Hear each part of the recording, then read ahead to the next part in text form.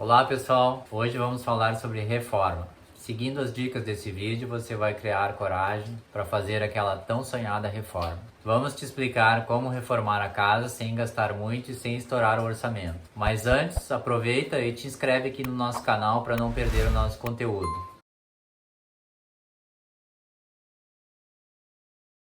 Bom, vamos ao assunto do vídeo de hoje, reforma. Uma reforma sempre começa com uma necessidade. Então a gente olha aquele espaço e de repente ele já não serve mais aos nossos propósitos. De repente uma mudança, mobiliário, de repente uma reorganização, uma nova utilização para ele. Quando a gente pensa em renovar a nossa casa, geralmente pela nossa experiência, os ambientes que a gente mais trabalha são cozinhas, banheiros, depois a sala e os dormitórios. E quando a gente pensa numa reforma, parece que tudo é lindo, né? Não tem sujeira, não tem nada, parece um episódio daqueles programas de TV.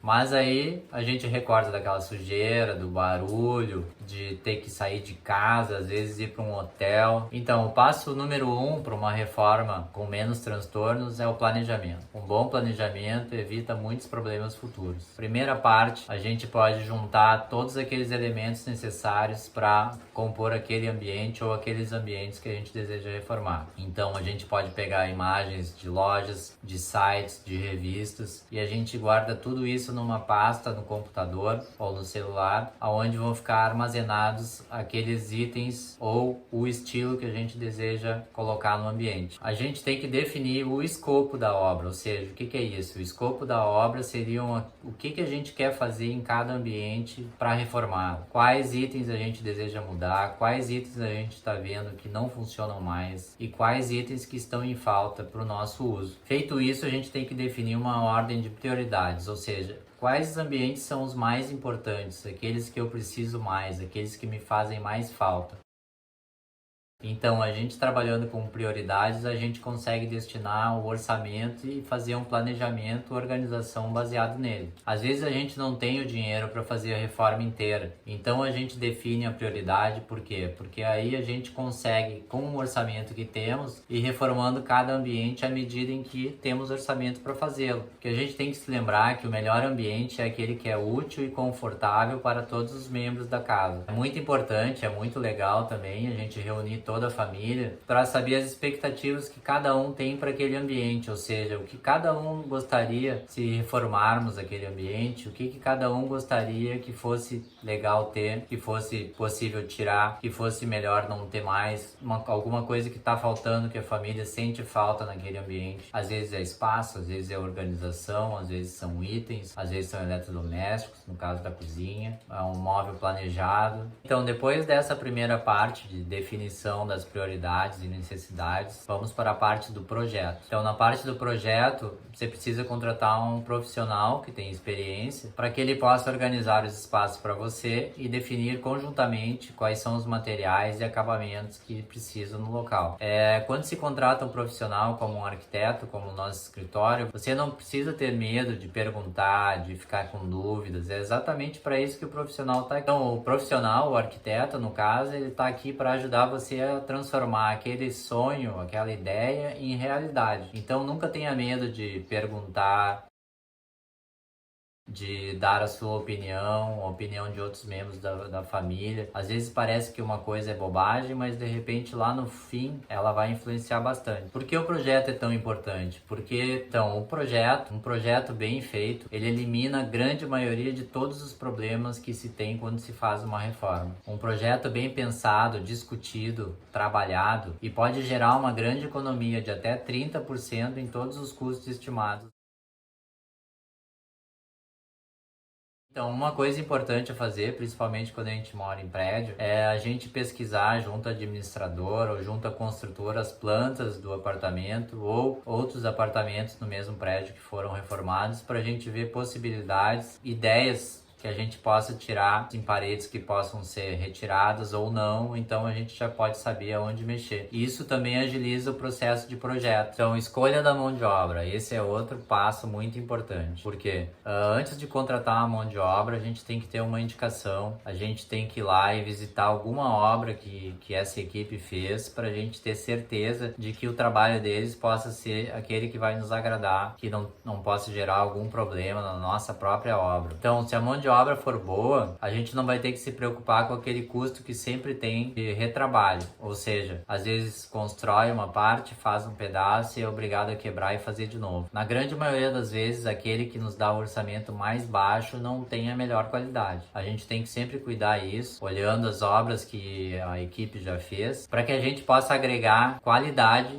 ao nosso trabalho, principalmente porque a obra vai ser feita na nossa casa, onde a gente vai viver. Outra coisa importante é o quantitativo de materiais. A gente nunca pode crer que aquele valor vai dar exato, porque a gente sempre tem que contar com uma quebra de no mínimo 10%, dependendo do material. Então a gente sempre tem que comprar um pouco a mais, principalmente na parte de revestimentos, porque às vezes quando a gente voltar na loja porque faltou alguma caixa, alguma peça, talvez não seja o mesmo lote. Então, uma reforma é diferente de uma construção nova. Numa construção nova a gente tem como acertar muito mais o orçamento. O valor do orçamento quase sempre fecha com o valor da obra. Agora, uma reforma a gente sempre tem que contar com imprevistos. É um cano que estoura, é um esgoto que precisa ser refeito, é uma água quente que não tinha ponto no local onde a gente queria.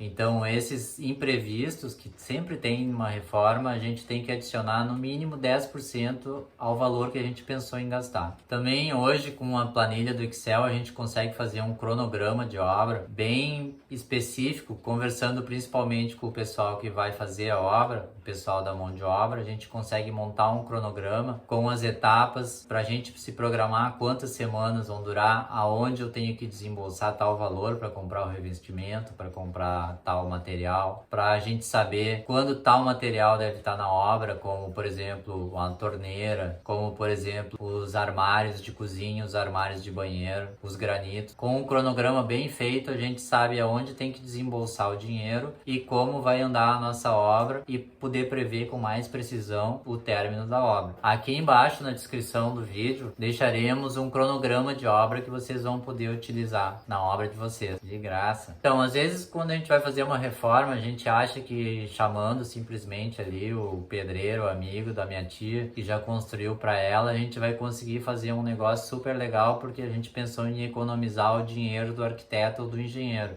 Não, você é burro, cara, que loucura. Mas olha, eu tenho para dizer para vocês que quando a gente economiza esse valor, que geralmente é um valor de 10% a 15% do valor de toda a obra, a gente economiza no valor e perde tanto na qualidade quanto na execução do serviço. A gente não pode pensar em economizar quando se trata de um profissional habilitado e que pode, às vezes, com uma dica, nos poupar muito esforço e muito dinheiro. Sem falar que um arquiteto habilitado, ele consegue na obra já resolver os problemas durante a execução, tornando assim a obra uma experiência muito melhor, tanto para a equipe de obra quanto para os moradores. E os arquitetos vão saber dimensionar melhor os ambientes, o mobiliário, o espaço para a gente poder se apropriar dele. Outra coisa de se pensar é a proteção. Então a gente tem que cobrir os itens que a gente não pode tirar da obra, do apartamento ou da casa, cobri-los com lonas ou às vezes até o piso quando se trata de um parquet ou de um tabuão. Tem um produto chamado salva-piso que a gente coloca no piso, coloca com fita crepe, protege muito.